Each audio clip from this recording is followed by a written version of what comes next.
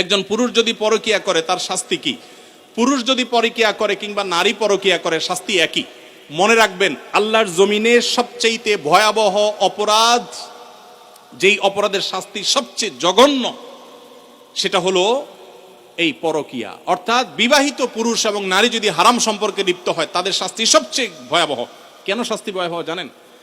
এক সময় আমি গত কিছুদিন আগে বাংলাদেশি এক ভাইকে থাইল্যান্ডে দেখা হয়েছে, অনেক বয়স। ওনাকে জিজ্ঞেস করলাম বাচ্চা কাচ্চা কয়জন, বললো যে 2 জন। তো বললাম এত কম বাচ্চা কাচ্চা, কোনো বিধিনিষেধ আছে নাকি? বলে না ভাই, এক সময় আমাদের এই দেশে, থাইল্যান্ডের কথা আমি বলছেন, যে সন্তান বেশি নিলে সরকার পারমিট করতো না, 2টা বেশি পারমিশন দিত না।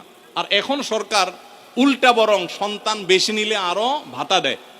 একই সমস্যা চায়নাতে। চাইনিজরা বিয়েকে মানে সন্তান গ্রহণ করার ক্ষেত্রে অনেক কড়াকড়ি করেছে। এখন বর্তমানে চাইনিজ সরকার পাগল পরা হয়ে যাচ্ছে, কারণ জেনারেশন গ্যাপ তৈরি হচ্ছে, সন্তান কেউ নিচ্ছে না। ইতালিরও একই অবস্থা। গোটা পৃথিবী আজকে সাফার করছে এইগুলোর কারণে।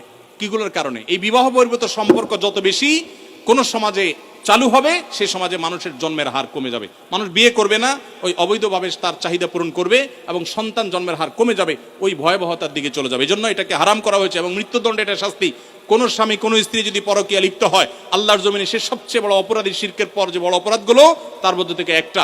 অতএব এখান থেকে বেরিয়ে আসতে হবে আল্লাহর ভয়ে এবং তাদেরকে নসিহা করতে হবে। নবী সাল্লাল্লাহু আলাইহি সাল্লাম পরকীয়ায় যারা আসক্ত বা অন্যের মানে একজন পুরুষ হয়ে নারীর প্রতি, নারী হয়ে অন্য পুরুষের প্রতি যারা আসক্ত, তাদেরকে বলেছেন তোমার স্বামীর কাছে, তোমার স্ত্রীর কাছে যা আছে অন্য নারী বা অন্য পুরুষের কাছে একই জিনিস আছে, ভিন্ন কিছু নয়। অতএব শয়তান তোমাকে বুঝায় না তুমি ওখানে গেলে সুখ পাবা, শান্তি পাবা।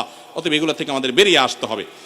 এরপরে প্রশ্ন হলো, ফুফাতো বোন খালাতো বোনকে বিয়ে করা জায়েজ আছে কিনা? ফুফাতো বোন, খালাতো বোন, চাচাতো বোন, মামাতো বোন, এদের সবাইকে বিয়ে করা জায়েজ।